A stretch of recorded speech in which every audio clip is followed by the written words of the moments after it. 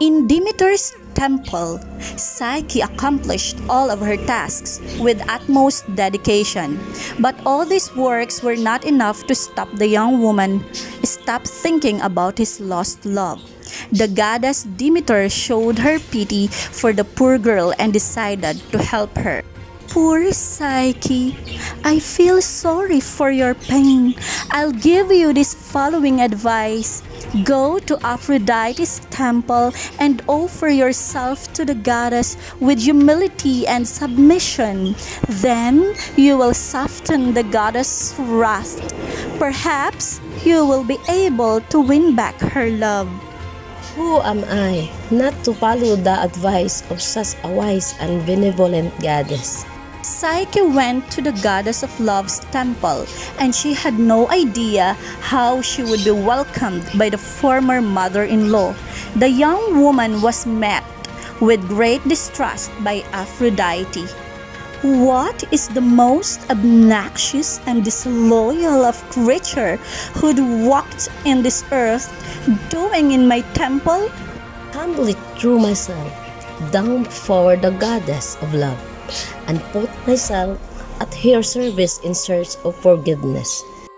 Do you believe that you will be forgiven easily by me? After robbing my honors and hurting my son? To purge your sins live very painful, and you will have to do the most difficult jobs which may cost to your own life. Do anything to at least have a small chance to get your forgiveness and win back my love. Aphrodite chose to burden Psyche with painful tasks. As a first assignment, Psyche will then have to go to the grain barn and separate the different varieties which were thoroughly mixed.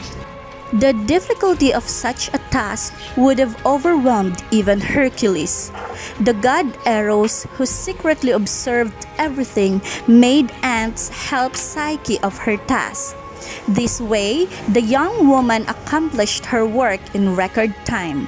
Aphrodite was angered to see the accomplished so quickly. I don't know how you managed to accomplish this task so easily, but the next one won't be so straightforward. Psyche was supposed to bring Aphrodite a good handful of golden wool from dangerous ship. These are no ordinary animals since, besides having a golden wool, they were also enthusiasts of human flesh. The ship passed through a narrow trail between thorny plants, and part of their wool ended up sticking to the thorns. Psyche collected the wool that was left between the thorns and presented the golden threads to the goddess. Well done, but do not think it's over. The goddess of beauty then demanded that the young woman bring her a jug of water from the source of the Styx River, which is located on top of a mountain. The task was seemingly impossible to achieve, but Zeus ordered his eagle to collect the water from the source and deliver it to Psyche. And so, one more job was accomplished. I admit that you have been able to accomplish this task by conquering the mercy of the gods.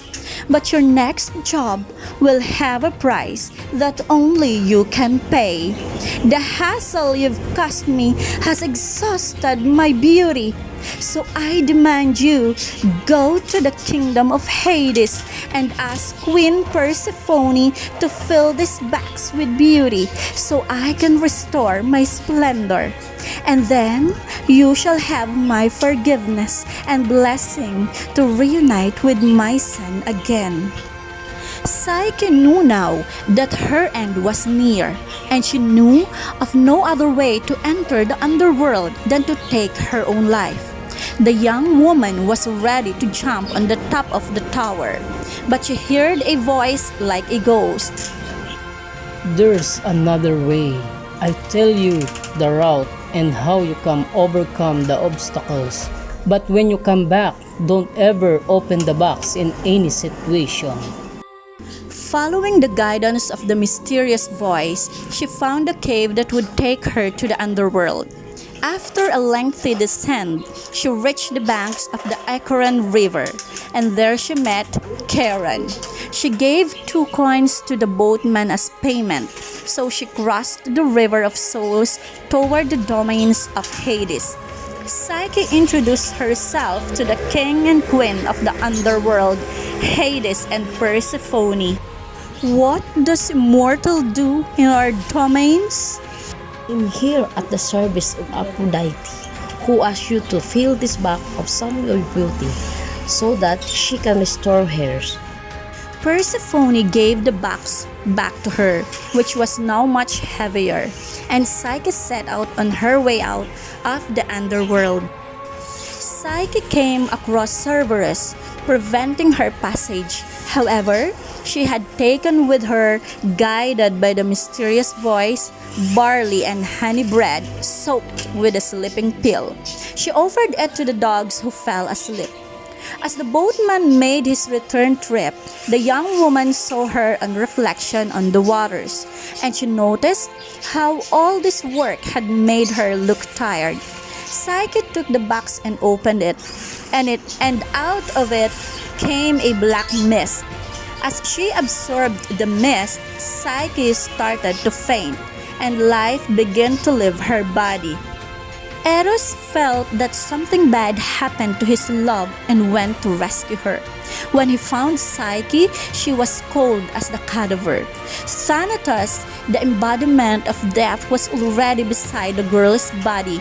Using his powers, Eros lifted the mortal mist from his beloved's body and put it back in the box. Psyche awoke in Eros' arms and said, Love, I feel now that I can finally look you in the eyes without risking of losing you. Then the couple kissed passionately. Eros instructed Psyche to finish her work, handing the bags to Aphrodite.